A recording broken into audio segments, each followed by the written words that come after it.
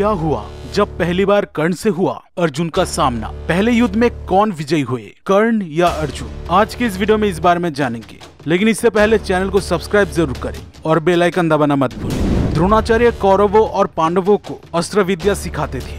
जब कौरव और पांडवों का शिक्षा समाप्त हुआ था, तब द्रोणाचार्य ने उनके परीक्षा लेने के बारे में सोचा और एक रंगभूमि तैयार किया। वह कौरव और पांडव अपने कौशल दिखाए। आखिर में अर्जुन ने अपनी धनुर्विद्या का प्रदर्शन किया। अर्जुन ने पहले अग्नि अस्त्र से अग्नि को उत्पन्न किया, इसके बाद वरुणास्त्र से उस आग को बुझा दिया, वायव्य अस्त्र से एक तूफान उत्पन्न किया, पर्जन्य अस्त्र से मेघों को उत्पन्न किया, पर्वतास्त्र से पर्वत प्रकट किया और अंतर्धान अस्त्र से अदृश्य हो गए। वो क्षण भर में लंबे, क्षण भर में छोटे, क्षण भर में रथ के भीतर और क्षण भर में रथ के बाहर आ गए। अर्जुन अपने बाणों से फूलों की वर्षा करने लगे। अर्जुन का प्रदर्शन देखकर सभी आश्चर्यचकित हो गए। सब लोग अर्जुन की जय जयकार करने लगे। तब गुरु द्रोण सबके सामने आकर ये घोषणा कर दिया कि अर्जुन ही सर्वश्रेष्ठ धनुर्धर है। उनसे बेहतर कोई धनुर्धर इस धरती पर नहीं है।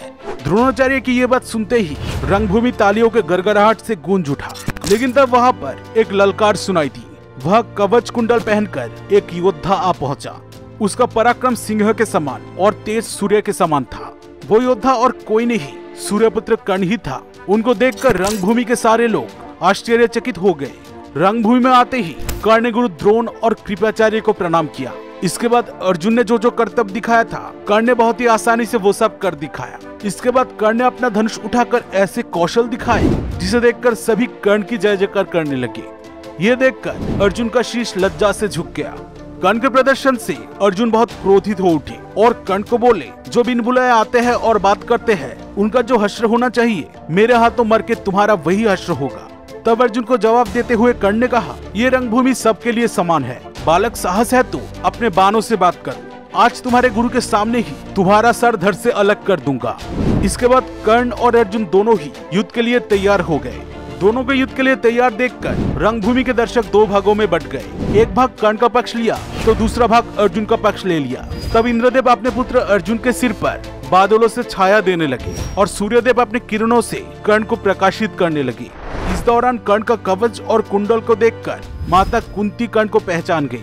अपने दोनों पुत्रों को युद्ध के लिए तैयार देखकर वो बेहोश हो गई। जब कर्ण और अर्जुन में युद्ध होने ही वाला था, तब कृपाचार्य बोल उठे, हे वीर, तुम्हारा कुल क्या है, जाति क्या है? राजकुमार किसी के भी साथ द्वंद्व नहीं करते हैं। अगर तुम अपना परिचय दोगे तो ही अर्जुन तुम्हारे साथ युद्ध करेगा। तब कर्ण ने कहा कि वो एक सूत पुत्र है, सारथी अधिरथ का पुत्र है। तब रंगभूमि के लोगों ने जाति के कारण कर्ण को बहुत अपमानित किया। उन्होंने कहा, एक सूत का काम रथ के रास को संभालना है, धनुष के प्रत्यंचा को नहीं। जब सबने कर्ण को अपमानित किया, तब दुर्योधन ने कर्ण का साथ दिया और कर्ण को अंगराज घोषित कर दिया। इसके बाद सूर्यास्त होने के कारण कर्ण और अर्जुन में कोई भी युद्ध नहीं हुआ। कुछ टीवी सीरियलों में दिखाया जाता है कि रंगभूमि में कर्ण और अर्जुन में युद्ध हुआ था, लेकिन ये बिल्कुल भी सच नहीं है। सूर्यास्त होने के कारण दोनों में कोई युद्ध नहीं हुआ था। रंगभूमि में कर्ण और अर्जुन दोनों ही अपने कौशल दिखाए थे, लेकिन कर्ण के पराक्रम को देखकर युधिष्ठिर को लगने लगा था कि कर्ण ही सर्वश्रेष्ठ धनुर्धर थे। उनके जैसा धनुर्धर इस धरती पर दूसरा कोई नहीं था। कर्ण के भय के कारण ही वनवास के दौरान 13 साल तक युधिष्ठिर चैन से सो नहीं पाए थे।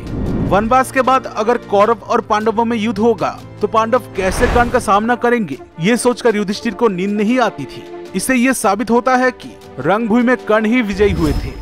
दोस्तों, आपको क्या लगता है, रंगभूमि में कर्ण और अर्जुन में से कौन विजयी हुए थे? कमेंट करके जरूर बताना। और वीडियो पसंद आई हो तो इसे जरूर एक लाइक कर देना।